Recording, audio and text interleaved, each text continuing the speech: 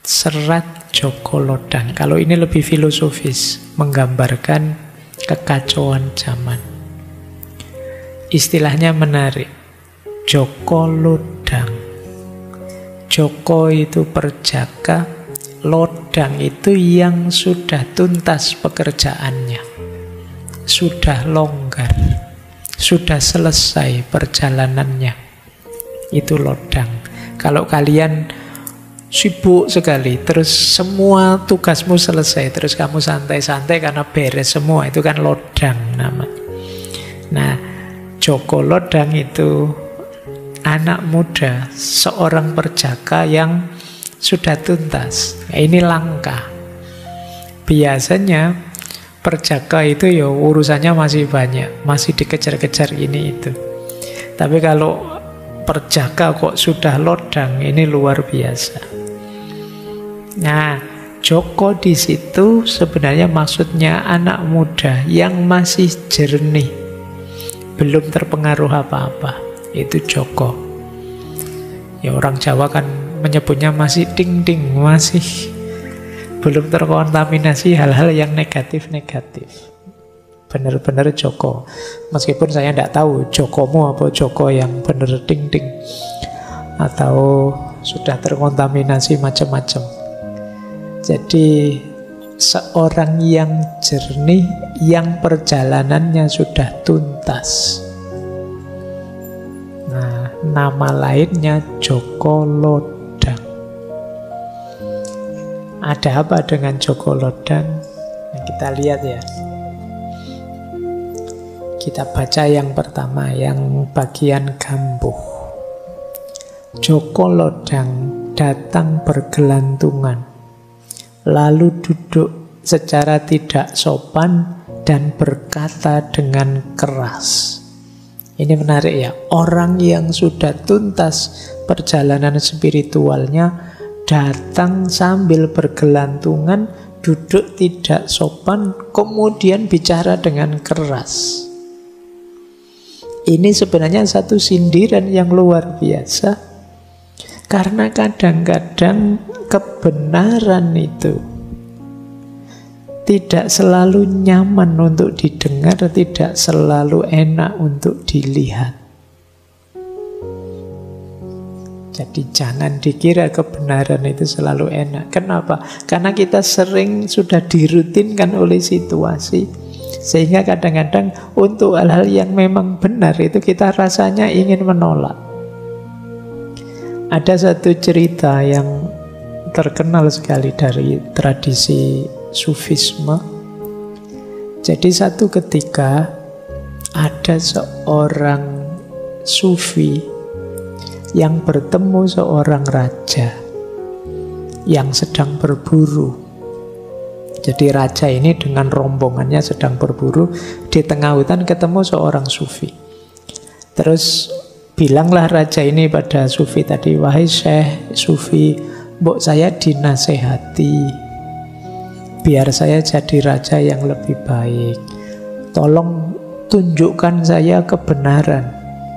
Nah, terus sufinya tanya, "Apa kamu benar siap mendengarkan kebenaran?" "Siap. Saya memang sejak dulu ingin mencari kebenaran." Nah, tidak lama setelah itu tiba-tiba anaknya raja, putra mahkota, datang mendekat.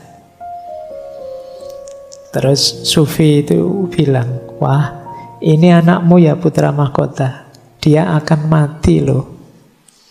Wah, begitu mendengar kata-katanya sufi tadi bahwa anaknya ini akan mati, marah raja ini. "Sampean itu tak suruh ngajari saya kebenaran, malah mengutuk anak saya. Dia ini putra mahkota, gimana bisa didoakan mau mati?" Terus sufinya bilang, "Loh, saya tidak mendoakan. Saya kan bicara fakta saja, kebenaran saja. Siapa sih orangnya yang tidak mati? Kamu juga akan mati, saya juga akan mati. Makanya tadi saya sebut, anakmu juga akan mati. Ternyata kamu belum siap mendengarkan kebenaran." Nah, Jadi ini persis seperti Joko Lodang ini. Orang, wah itu ndak sopan itu, wah itu ndak beres itu. Tapi memang kebenaran kadang menyakitkan. Jadi kebenaran kadang-kadang kan kita tolak. Meskipun sudah ada faktanya, sudah ada buktinya, sudah ada kenyataannya, kita tolak hanya karena ndak cocok dengan keinginan kita, ndak sesuai dengan harapan kita. Alah, yang jadi kok bukan yang saya dukung ya. Terus kita mati-matian nolak. Ini memang kebenaran itu pahit. Maka Joko Lodang datang dengan bergelantungan, tidak sopan. Terus kata-katanya keras. Apa yang dia katakan?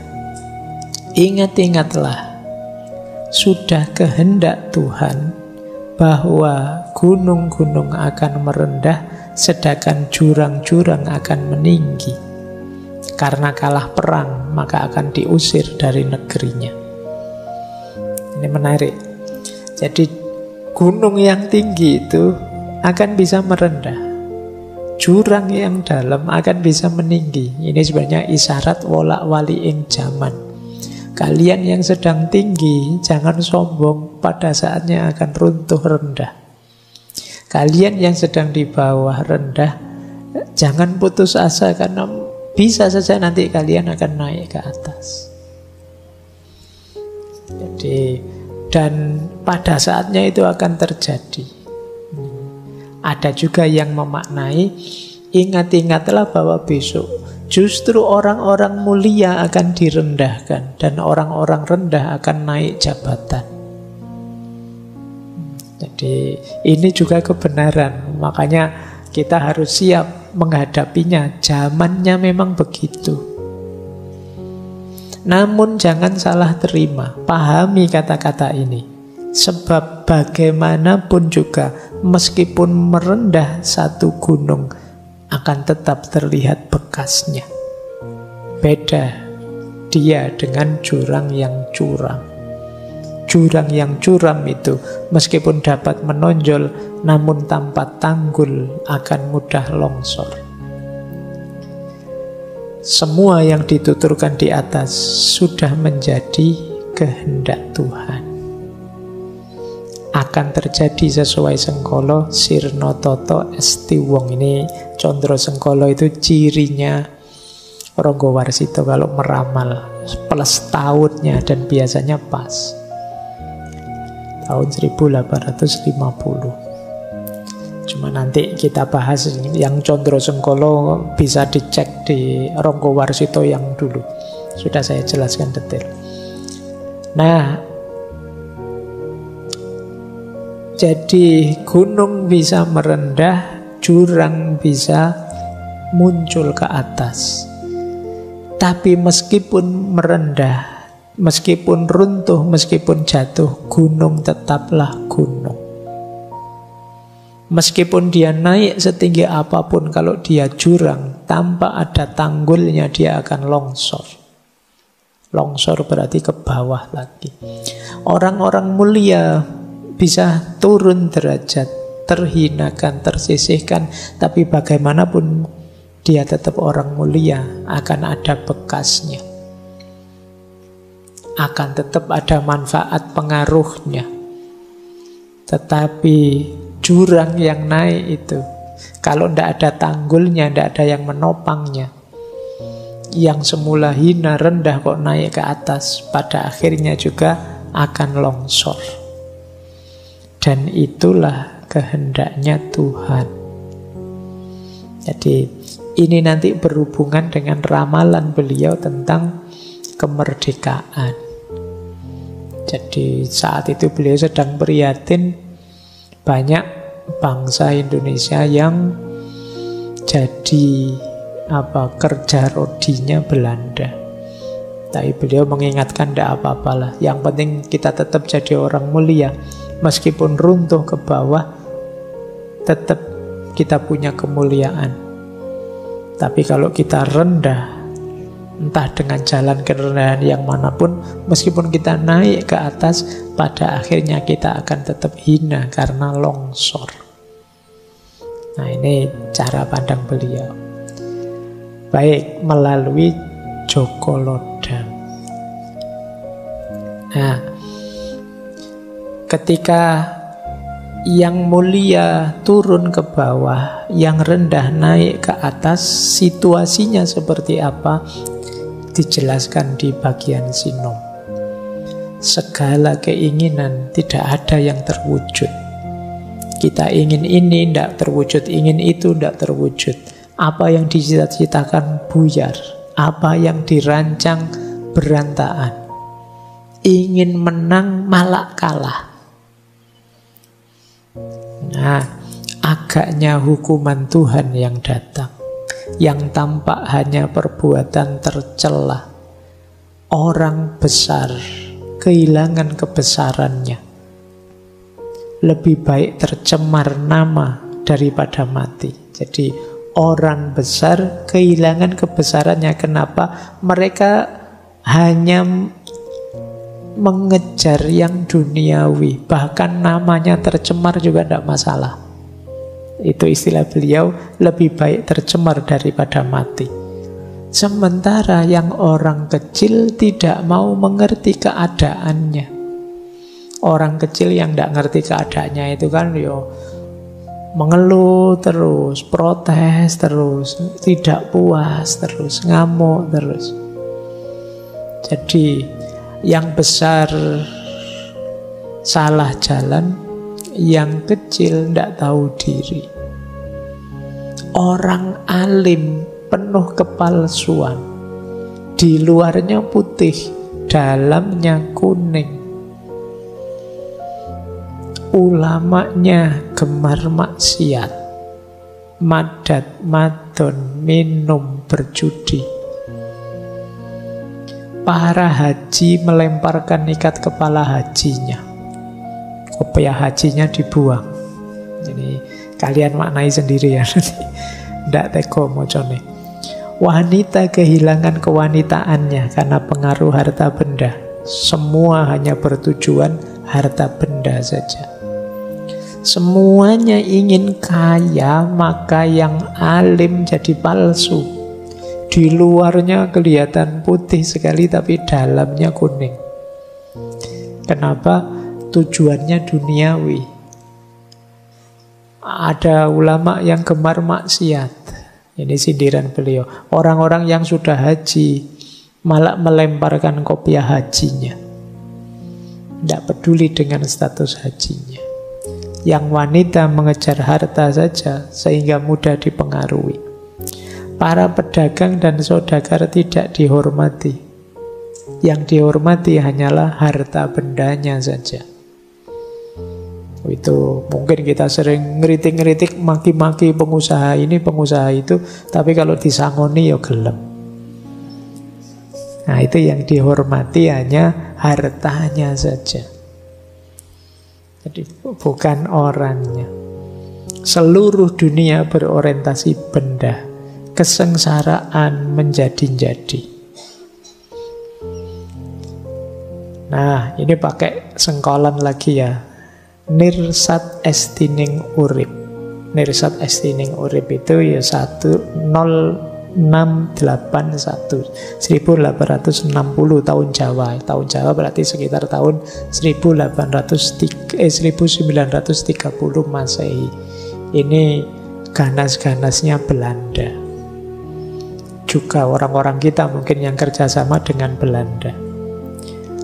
Penghabisan penderitaan bila semua sudah mulai bertobat sepenuhnya kepada kekuasaan Tuhan, sepenuh jiwa. Jadi lagi-lagi solusinya tetap kembali. Ayo kita sadar untuk kembali pada Tuhan. Nah, ini 3 yang terakhir dari serat Joko Lodang. Mendengar semua itu Mbok Perawan. Ini menarik ya. Ada Joko Lodang, ada Mbok Perawan.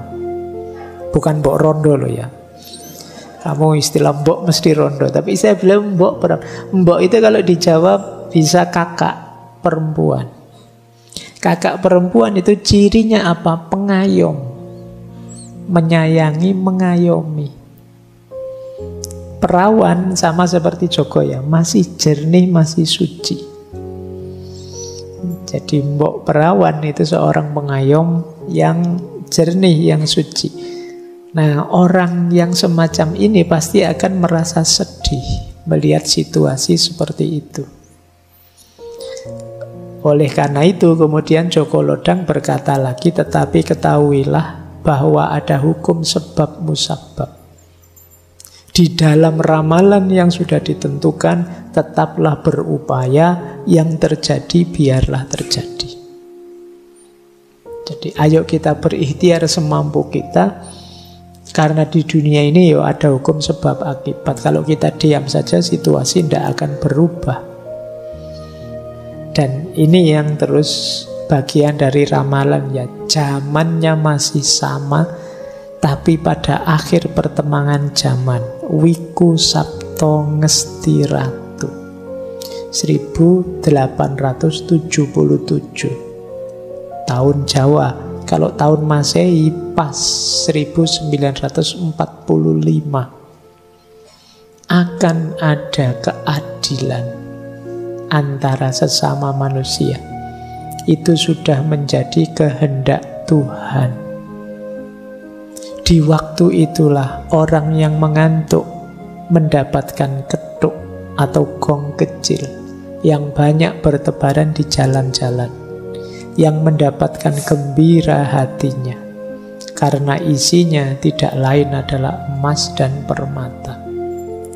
Ini yang disebut futuristik tadi ya, ramalan. Bahkan beliau bisa menebak dengan tepat nanti situasi memprihatinkan karena penjajahan dan kesengsaraan masyarakat saat itu akan berakhir 1945 tahun Masehi. Yo, ini tidak gampang-gampang ya untuk sampai makom ini. Tidak sekedar nebak-nebak. Kalau nebak-nebak ngarang kan bisa saja, oh nanti akhir tahun ini ada artis yang cerai. Ngono gampang mungkin ya, akan selalu ada masalahnya.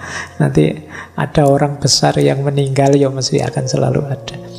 Ini beliau presisi sampai ke tahunnya. Nanti bahkan untuk akhir hidup beliau sak tanggal-tanggalnya. Baik, ini serat Joko Lodang, cuma 9 memang, Gambuh, Sinom, sama Megatruh.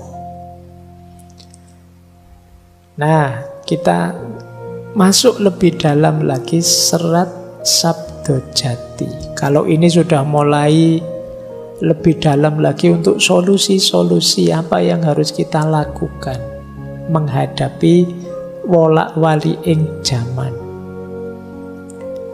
Ya, Sabdojati berarti sabda tentang kesejatian. Oke ya, isinya begini, nasihat beliau. Ini ditulis terakhir sebelum nanti beliau meninggal. Jangan berhenti berusaha berbuat kebajikan agar mendapat kegembiraan dan keselamatan, tercapai segala cita-cita, terhindar dari perbuatan yang bukan-bukan, dan harus gemar prihatin. Ayolah ya teman-teman, meskipun masih muda boleh kok mencari rumus prihatinnya masing-masing. Nyari jalan tirakatmu sendiri untuk menajamkan dirimu. Tidak hanya pikiranmu tapi juga batinmu.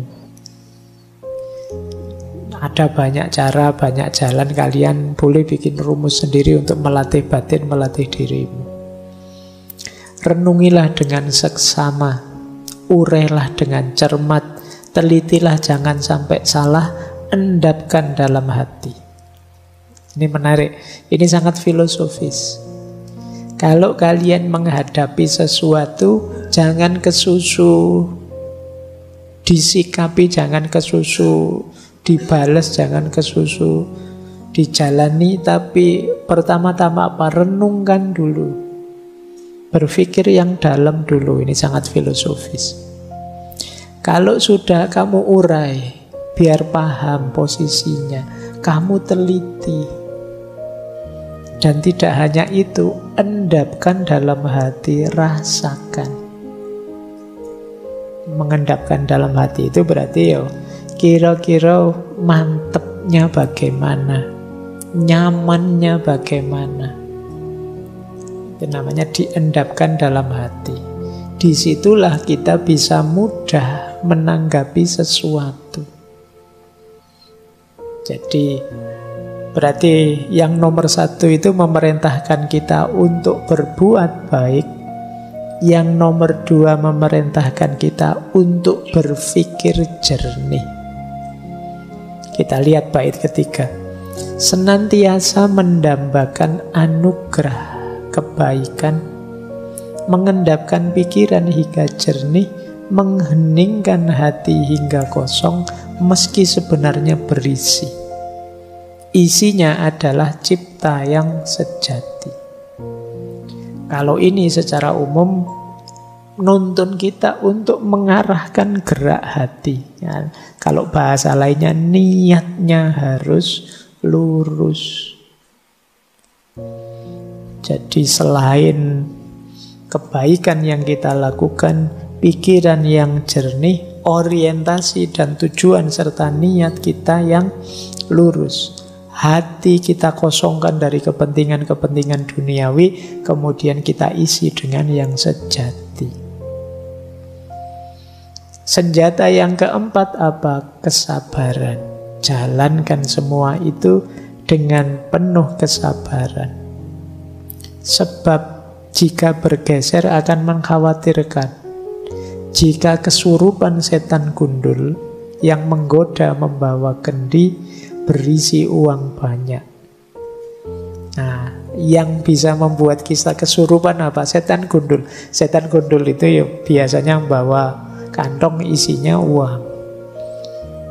Nah, jadi orang sudah tirakatan membersihkan hati, membersihkan pikiran, meluruskan niat, begitu ketemu duit bisa saja melenceng, karena itu godaan paling berat. Yang bisa kesurupan jin lebih gampang, kalau kesurupan duit lebih susah. Setan gundul ambisi untuk nyari duit, kata Ronggo Warsito. Makanya hati-hati dengan setan gundul itu. Kan kita selama ini ada prinsip UUD, sopo-po ujung-ujungnya duit. Dengan uang apa sih yang tidak selesai? Tapi kalau kita seperti itu, ya kita kehilangan kejernihan diri tadi. Eman-eman. Nah, maka ayo kita prihatin, tirakat, ayo membersihkan pikiran, membersihkan hati, ayo mengorientasikan diri ke arah yang positif, niat yang baik. Mari menjalankannya dengan sabar dan hati-hati kesurupan.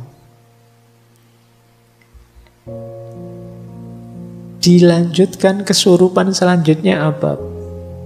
Bila terpengaruh oleh perbuatan yang bukan-bukan, akan menjadi sarang iblis.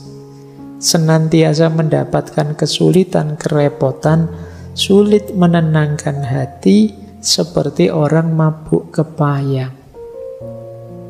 Jadi selain duit tadi, kadang-kadang apa? Kita ngurusi hal-hal yang tidak penting, yang tidak ada gunanya, yang efeknya kadang malah negatif. Kelihatan sibuk luar biasa tapi tidak ada manfaatnya. Jadi kita repot, kita sulit, tapi hati kita tidak tenang, seperti orang mabuk.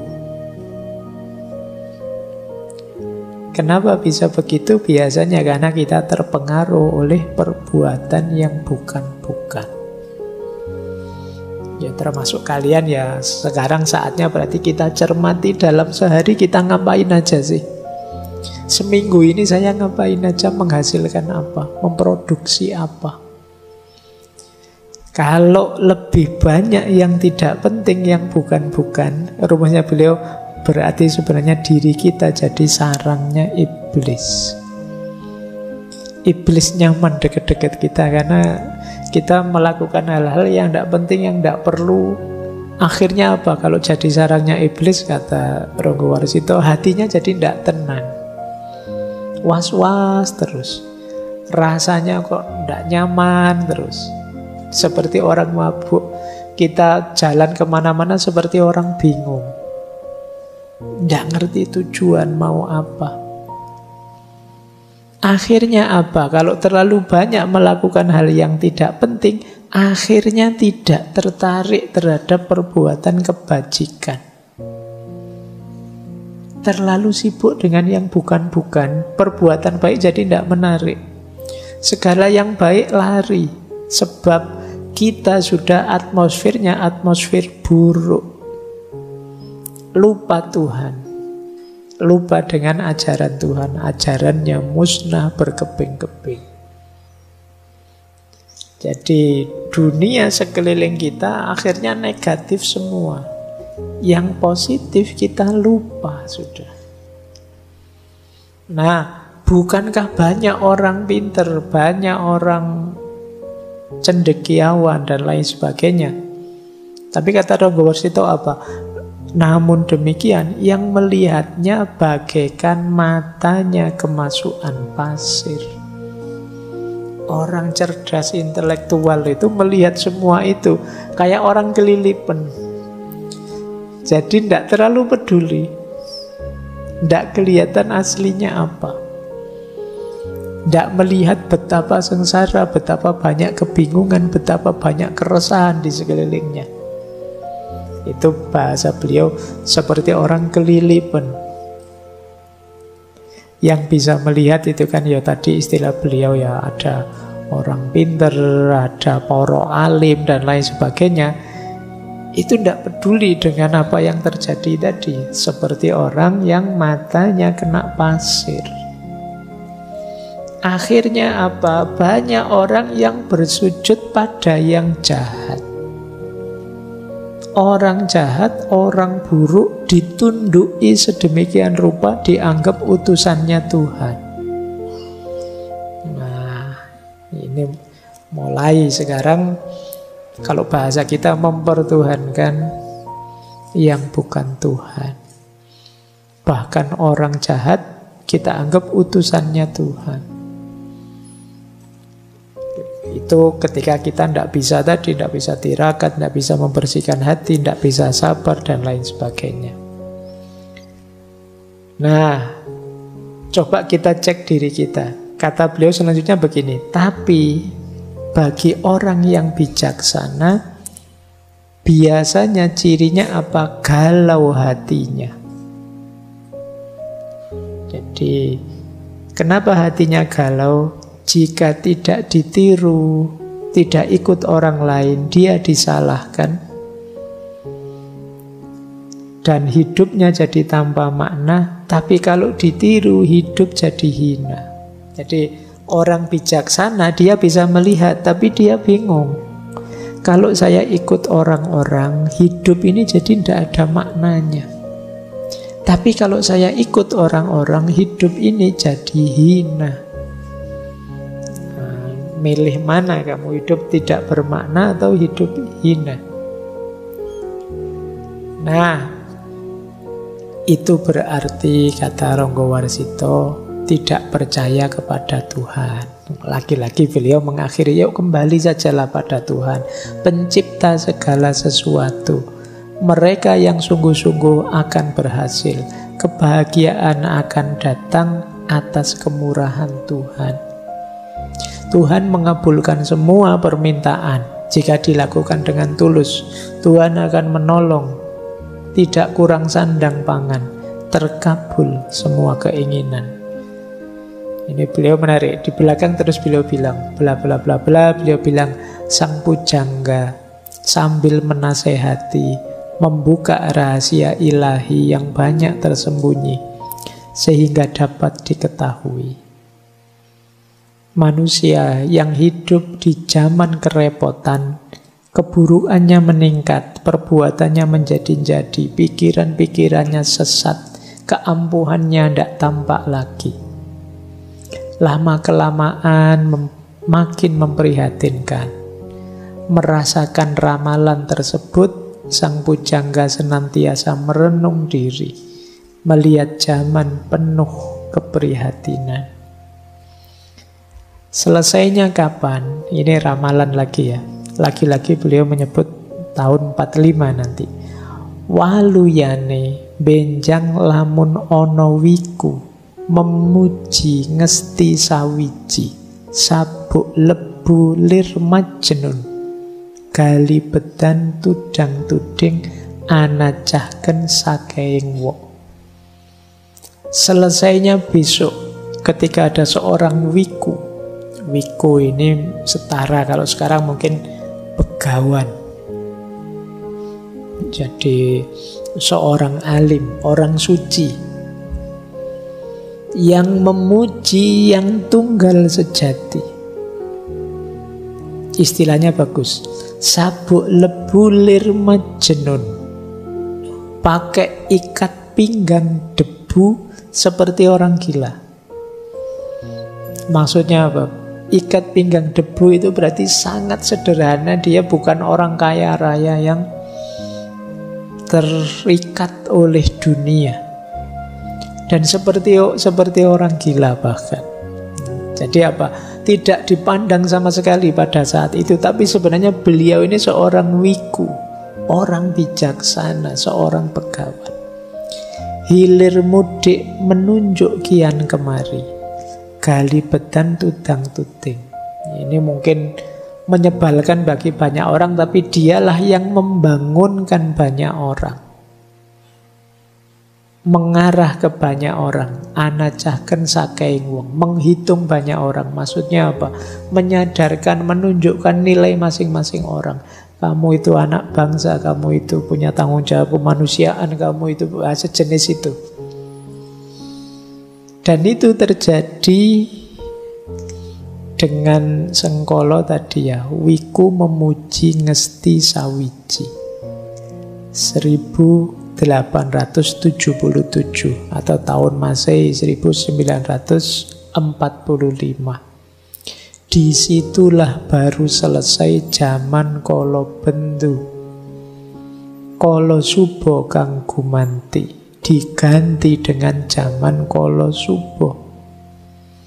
Wong cilik bisa gumuyu, rakyat kecil bisa tertawa. Nora kurang sandang bukti, tidak kekurangan sandang pangan, sediane kabeh kelakon. Semua keinginannya terpenuhi.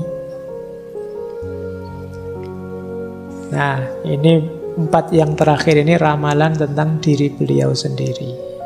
Penglihatan sang pujangga belum tuntas, seperti benang yang terus diulur.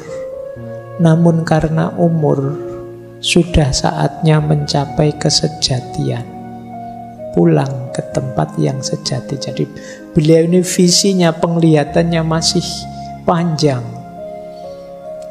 seperti benang yang diulur. Ingin cerita banyak, tapi terbatas oleh umur. Yang terlihat hanya kurang 8 hari lagi.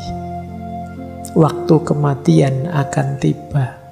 Terlihat di Lauhil Mahfud kembali menghadap Tuhannya, tepatnya pada hari Rebu Pon. Tanggal 5 kira-kira waktu zuhur bulan Selo tahun Jimakir. Wuku tolu windu sengoro. Itu kalau dimasehikan tanggal 24 Desember 1873 pas. Itulah saat yang ditentukan.